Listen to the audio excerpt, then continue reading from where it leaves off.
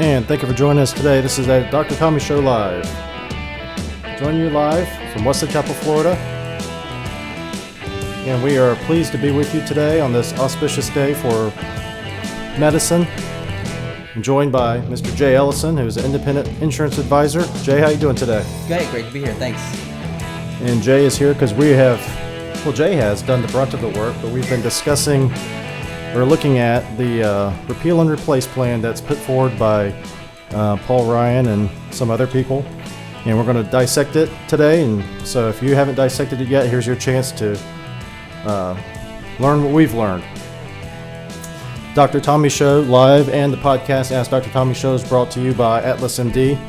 And Atlas MD is the preeminent medical software solution for membership medicine practices across the United States, including membership medicine, direct primary care practices, and concierge medicine practices. Makes the patient interaction beautiful, makes you able to communicate with your patients on the fly, on the phone, using text messaging, using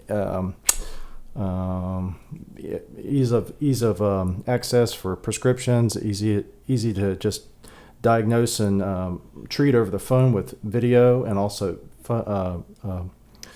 with images. So if you're interested in learning more about Atlas MD, I ask you to go to askdrtommy.com and click on special offer for Atlas MD, and then you will be able to get Atlas MD for 60 days, completely free of charge, brought to you by our good friends at Atlas MD. And Jay, yesterday it was Repeal and Replace step one, I guess you call it, is they brought out their bill that they're going to send to Congress now, and then they're going to offer up amendments.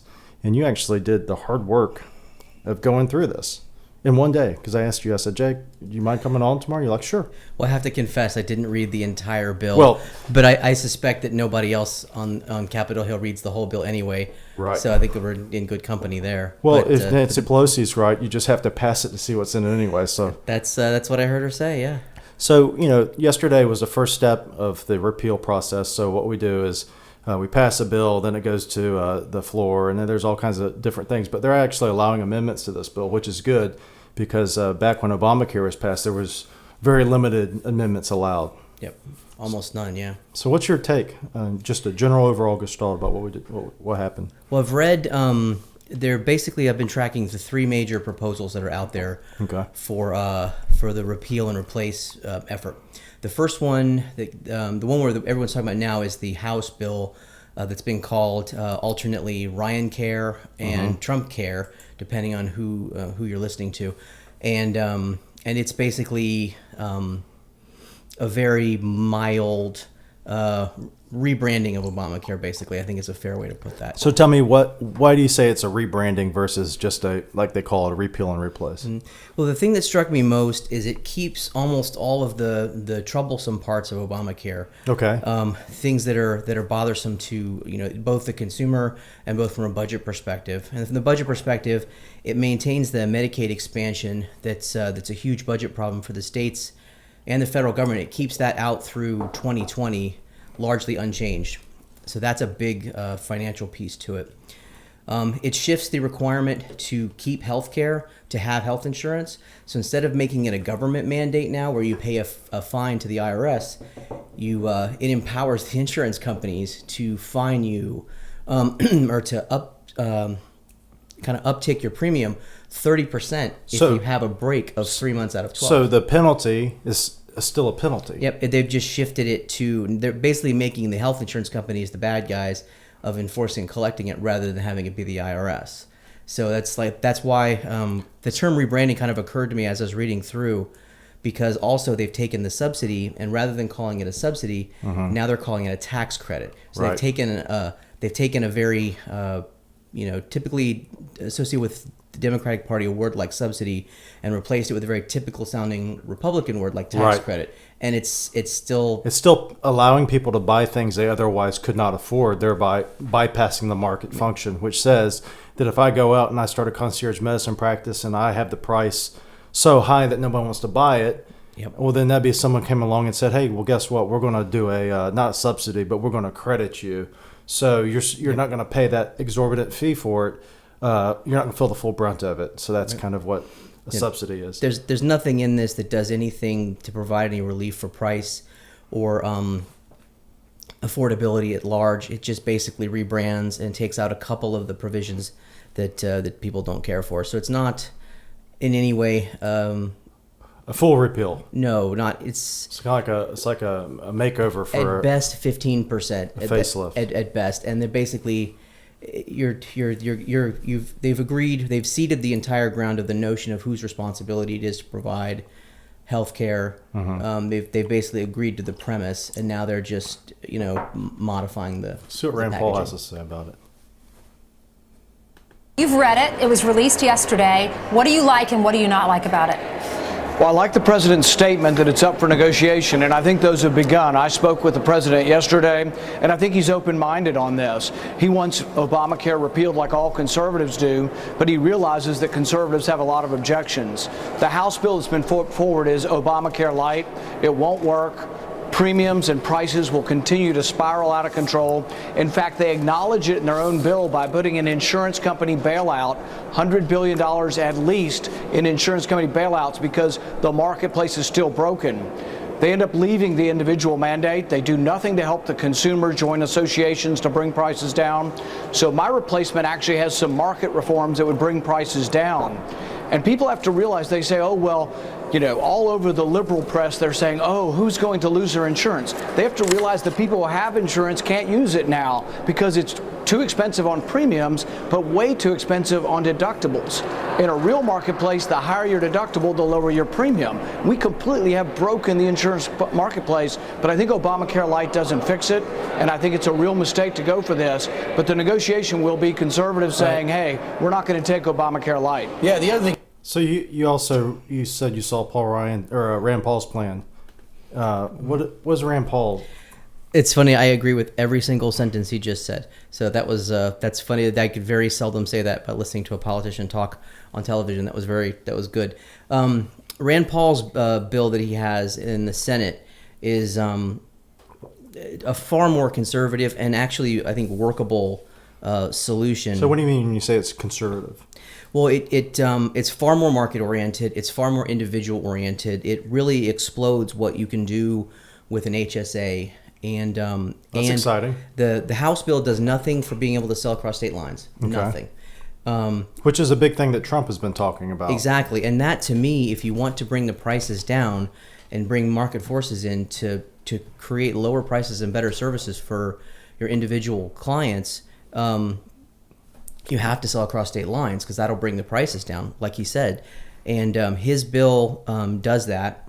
And his bill also radically increases the amount of money that you can contribute to an HSA as an individual. Tell people, what's HSA? HSA is a health savings account. And the way it is now is that typically through your health insurance account or your policy, or your employer provide health insurance policy, you can contribute a certain amount of money. For 2016, it was $3,350 for an individual. Into that, it comes off of your gross income, so it saves you in taxes, and then you can use that money to pay deductibles and a specified list of services.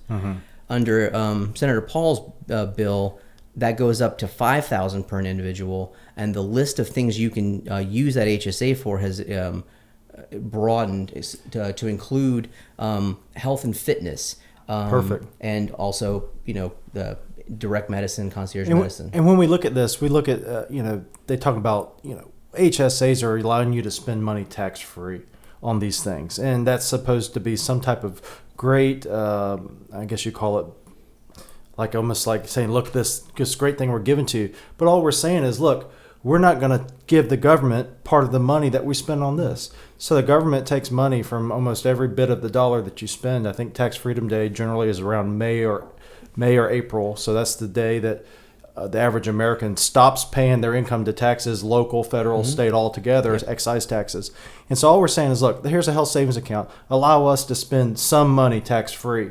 So it is a good thing. But when you think back about it, it's like saying, hey, look, I'm now allowing you to do this tax-free. Look how great I am. I think it's great. I think the problem I have with the Ryan plan is that it's not aggressive enough. And like you said, the Rand Paul's plan is more aggressive. It's more market-oriented. It's more state-oriented. It helps states manufacture a plan that is useful for them. I agree. I mean, you can really boil it down to just the philosophy difference between the two. That the Trump/Ryan Care bill, if you want to have you call it that, is it's still government centric. It's still the government giving you a tax credit. So they're letting you use. Right. They're giving you money back with strings. Whereas the Paul bill is much more. The money is in your hands. You're saving your money. You're spending your money, and saving on taxes that way. So the control lies with the individual, not with the government, and that's the philosophical difference for 99% of the things we talk about, in politics anyway. So there's so many great things about it. I think it handles the pre-existing condition issues humanely. Well, let's see what Paul has to say about it. Thing is, you guys could actually work things out. I mean, that's the way it used to get done. Maybe not everybody's 100% happy, but that's okay. OMB Director Mick Mulvaney, who used to be a member of the Freedom Caucus, I think he helped found it, he has a different view. Listen to what he said to us earlier, Senator. Well, let's see what the opposition says. This is the Obamacare replacement plan that everybody asked for. It's the Obamacare replacement plan he promised when he ran, and we will get this through both the House and the Senate. In large part because of the efficiencies we drive into Medicaid. We give the states something that Republicans have wanted for a long time, which is we give the states more control over their own Medicaid dollars. That drives tremendous long-term savings. So not only do we think this is a way to give people health care that they can afford, it also helps our long-term debt situation. Senator, your take on that explanation? I have some disagreement. What they built into Medicaid is they built in that Medicaid will expand at what's called CPI medical. This is an inflation index which is going up at about 4%. If you introduce a new Medicaid expansion, you allow it to continue, and you allow it all to grow at 4%, that's untenable. That's already our problem. We already have entitlements, Medicare and Medicaid, that are woefully underfunded and have enormous debt attached to them. I don't think having a permanent increase, it's also going to increase it if you increase people on it. So if California doubles the amount of people on Medicaid, they'll spend more money, and it'll go up at 4% a year. I don't think that's a realistic way to look at the entitlement programs. But more importantly, this plan keeps the Obamacare taxes for another year, keeps the Cadillac tax forever. It keeps an individual mandate. But here's the interesting thing. The Obamacare Lite bill says that you will pay the penalty not to the government, but to the insurance company. This is in all likelihood unconstitutional and could destroy the whole repeal plan. So you're saying the tax break goes to the insurance company. So the tax credit will go to the insurance company that you choose, and that bothers you. No, this is different. Not the credit. We're talking about an individual mandate that is a penalty. If you drop your insurance and then you want to buy it again, there is a penalty. Under Obamacare, you had to pay the government the penalty. Under Obamacare Lite, the House leadership plan, you will pay the penalty to the insurance company. This is in all likelihood unconstitutional. It's the individual mandate, but you pay your penalty not to the government, to a private insurance company. So much of their bill is a bailout for the insurance companies. Most of us are unhappy that the insurance companies have all the power. In my replacement bill, we take that power away from the insurance companies and give it to the consumer. This is Obamacare Lite. It will not pass. Conservatives aren't going to take it. All right, well, So, Yeah, what he said. yeah, what he said. He didn't get to his part about the Ryan or what his plan is. I probably didn't have enough time. So what's some other things that are in Rand Paul's plan? The HSA increase is a huge piece of it. One of the things that, and this is not sexy to talk about, but it's really interesting, is that his plan will allow you to deduct your individual health premium from your taxes. Because right now, if you have employer coverage, you can deduct your portion of the premium from your taxes. Okay. But if you acquire it individually on your own, even through the exchange or whatever, you can't. Well, this brings Why wouldn't that they into allow parity. that? I don't know. Yeah. It's tax law. It's not supposed to make sense. Yeah. But I don't understand why, because even if you're not trying to actually reform the law, but you want to just bring some relief to people, that would be a good way to do it. But I think anything that takes perceived tax revenue out of the hands of Washington is something that they're reflexively opposed to. So you mentioned direct primary care and concierge medicine as having a role. Here's something Sean Hannity had our good friend Josh Umber on last night. Joining me now is a doctor who all members of Congress, I believe, should get to know. He founded what's called Atlas MD, a healthcare cooperative. It's in Wichita, Kansas. That is insurance-free. Dr. Josh Umber is with us. Branded as direct primary care. Physician, Dr. Ryan Newfall. Guys, welcome to the program. Dr. Umber, how long have I been talking to you on radio in particular? How many years has it been? It's been a while, right? Oh, 5-6 years now. Yeah. Okay, let's go back. How many people do you serve in your health cooperative? How much does it cost? What are people provided? And tell us about the incredible deals you made with pharmaceutical companies. And tell us how it's been duplicated. So I'm really opening it up for you to explain what you do. Absolutely. And thanks for being the leader in having this conversation about real solutions that could be enacted to help Americans. The idea is direct primary care, which is the new model going forward, where we don't take insurance because we don't need insurance for the common things. Our care is $10 a month for kids, $50 a month for most adults for unlimited visits, no co-pays, free office procedures, and up to 95% savings on medications, labs, imaging, etc. by going wholesale. We're able to take that full value, go back to an employer, decrease their insurance premiums from 30 to 60% in the first year. These are things that could dramatically change the scope of medicine in this country. Let me go over some of what I know about it. So children on the plan pay $10 a month? That's correct. Well, their parents pay, I'm sure. Adults pay $50 a person, We make some of them pay themselves. Wow. Adults, yes, And adults pay $50 a person. Now, that includes, correct me if I'm wrong, $10, unlimited $120 a year. Right? Unlimited in as much as unlimited doctor visits. Care. They can go see you. They can get a Z. Let's go to the simple things. If they need stitches, they can go to the office and get stitches, correct? For free. And if they need antibiotics, they can get antibiotics. For pennies on the pill. And if they break a bone, what happens? I think they're a local affiliate. There's a little bit of a delay. Well, then we could get x-rays for $20 to $40 typically, and that includes radiology reads, so something that could easily be over $100 like anywhere else, or over 5,000 or 500 to 1,000 we cut out the ER. middleman, you know. So for things you don't need the middleman. $50 a month. All that, and you pay a little bit extra for your MRI reading, but you pay considerably less. And the average person might have a catastrophic insurance plan on top of it if, God forbid, they have a heart attack or get cancer or have a bad accident, right? And absolutely. And now those plans would be drastically cheaper per month, so they're more affordable, so more people would have health insurance. And actually, the insurance companies that have worked with us the longest, like Allied National out of Kansas City, actually show better profit margins in this plan. So we've worked hard that the insurance companies see a benefit, the employers see a benefit, but most importantly, the patients see Everybody benefits. Guys, thank you both. Congratulations on what you've been able to accomplish. Now, stay right there. So, I mean, that's kind of what we're trying to do here, is build a thing where everyone can benefit, including the insurance companies. I mean, I have nothing against insurance companies making money. I think everyone should make as much money as they possibly can, because that means more money for their families, more money for themselves.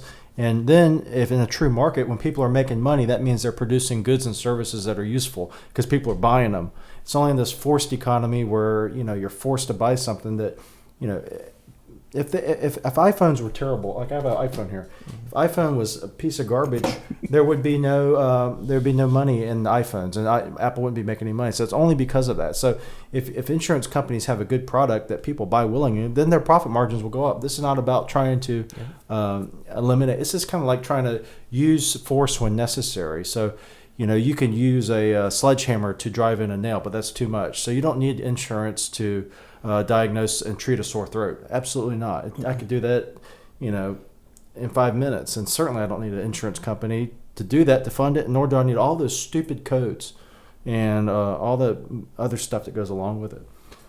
So what else have you got there? You got just kind of two more things really, and then whatever other questions you have.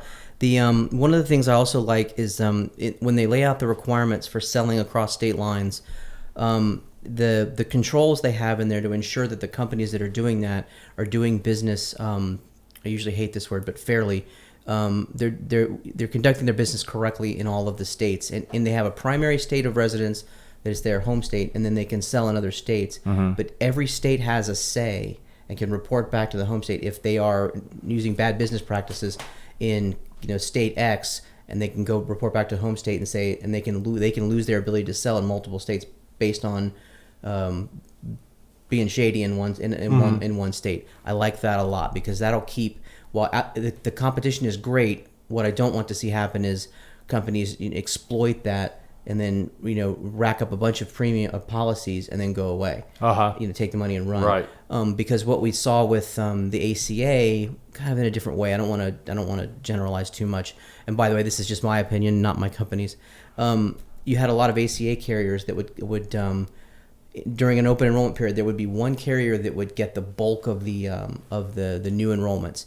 And they would get all these new policies, and they would get all the subsidy that goes with it, and then they would go out of business or they would withdraw from the state in the following policy year.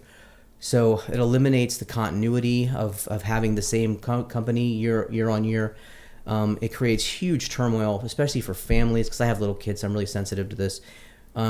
Your pediatrician is no longer in network when you have to change from, say, a Humana to a United to a Florida Blue. The continuity is almost impossible.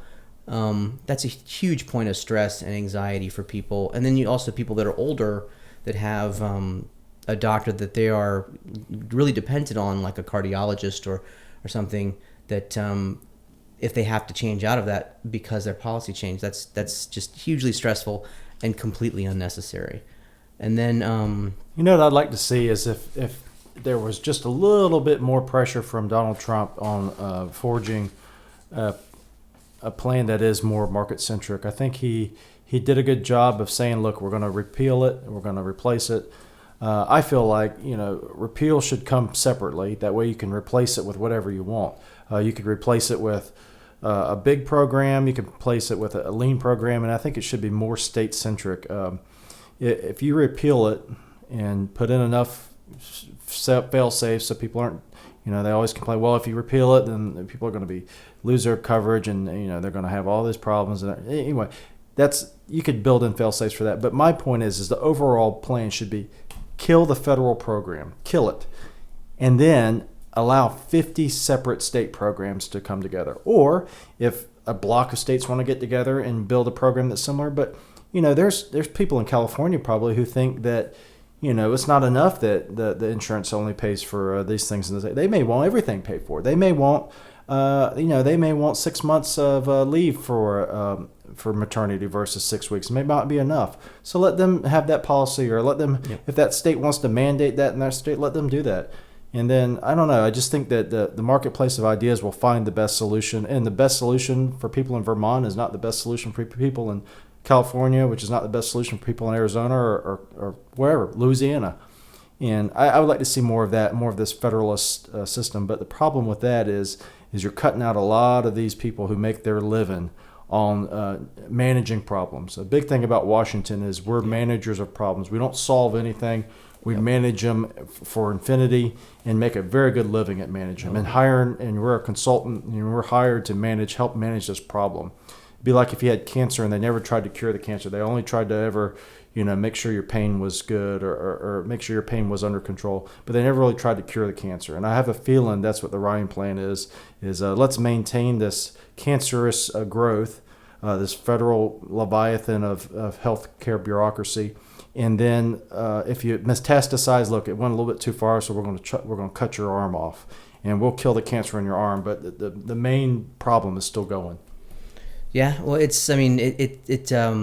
cracks me up that one of the things that I've read in several different places is they had, was it 5 or 6 repeal bills that went through the House and the Senate and were passed during the last administration. Right, exactly. So when it was completely safe and meaningless to pass a bill that 100% repealed the Affordable Care Act, all of these people signed off on 100% of the Republicans. And now when it comes time to actually pass something that does so just cleanly repeal it, it's crickets. And so that tells me that it's a lack of integrity, and it's a lack of honesty, of commitment to actually do what's best for your constituents. When you're just doing show votes and you're not really doing anything that advances. Reminds me of a movie. I forgot what it was. There was this guy. He's trying to fight this other guy, and all of his buddies are holding him back, and then they let him go. He's like, "No, hold me back, hold me back." And then so that's what it is. When it's safe, Yeah. I'm going to go fight the big guy. And then when it's not safe, or when you're safe, but when they let you go and you're free, forget it. Yeah. Well, it's easy. Hold me back. It's easy to talk when there's a sheet of glass in between you and the guy. Yeah. Well, I almost feel like, I always felt this, that the Republicans are happier when they're not in power, because then they can always say, look, and they said this when Obama was president, look, we only have both houses of Congress. We can't do anything without the president. Now they have both houses of Congress and the president. So we can't do that. And there's always this manufactured weakness that they have, or this manufactured fear that they have. And I think a lot of it's got to do with the permanent DC establishment. Has similar people line the pockets of both Democrats and Republicans, and the job of a politician is to get reelected. And the people who are helping you get reelected are, it's kind of like I used to say in wrestling, used to have Hulk Hogan and Randy Savage, and they'd be at each other's throats on screen, and then afterwards they're all laughing it up, and they're going meeting with Vince McMahon. So it's just kind of like, Republicans, Democrats, Harry Reid and Mitch McConnell going at it, and then they're all at the country club together with their donors and just laughing it up. And unfortunately, the credibility of most people in D.C. is right around that of a professional wrestler back in the day. Exactly. So that's kind of funny but sad at the same time. So Jay, you've been in insurance business for how long now? I've been in the business for almost 3 years now, which doesn't sound like a lot, but it's been a very eventful 3 years. We had a long career in the military. Right. I retired from the Army in March of 2014 after 23 years all total, and got out, came back home to Florida, and came into this industry. And it's been very interesting because it because of the ACA, it changes every year, and our primary focus is individuals and small businesses, because they're the ones that are most directly impacted by this law. So we help people find ways to keep control of their care, keep as much of their money that they can, and one of the catchphrases is stay away from the ACA to the extent that you can. Well, the ACA, I think, is doomed. Oh, I think it's always been on life support even since it was passed. And I think even people that are supporters of it would say that it was flawed from the start. But there's always been ways to kind of work on the margins and take care of people that way. What do you think we should do then? So if you're a person out there, you're shopping for insurance, should we wait? What do you do? I've advised quite a few clients of mine that now is a great time to think creatively, because the tax penalty is, I would say, conservatively on its way out. Right. It's depending on who you ask, it's either gone, it's not gone, or it's on its way out. I'm gonna split the middle and say it's on the way out. So now is a good time to look at alternatives. Paradoxically, group health is less expensive than it's been in years. If you're a small business owner, and then I love the alternatives. Things like your service, things like combining a service like this with an indemnity type plan where you get reimbursed, or it's a great way to provide excellent coverage for your family or just yourself, or a small group of employees. What's the best way if someone wants to talk to you, get in touch with you? I have, if you search J. Ellison and My Health E-Deals, and it's E like, email, we have a website, and I'm also on LinkedIn under J. Ellison. And I'm happy to, we go use the term advisor instead of agent, because I really see my first responsibility is to provide that advice, not to sell things to people. So if anybody has a question about their existing situation, their coverage, or what their options are for the future, the primary focus of that conversation is always just advice. And then if at some point in there you decide that there's something you'd like to do, well, that's awesome, but that's not the focus of it. So and that, to me, that's always a fun conversation to have. Very good. Well, thank you so much for coming on, and thank you for reading through all that stuff. You have a giant stack of papers, and it might be something that people are interested in. You've already done a lot of the bulk of the work. You might be able to offer somebody some of that research. So anyway, thank you all for listening. This is the Dr. Tommy Show Live. If you want to hear more of the Ask Dr. Tommy Show podcast, go to AskDrTommy.com. If you're watching this right now and you want to hear more about Dr. Tommy shows whenever they come up, subscribe on YouTube. And until next time, bye-bye.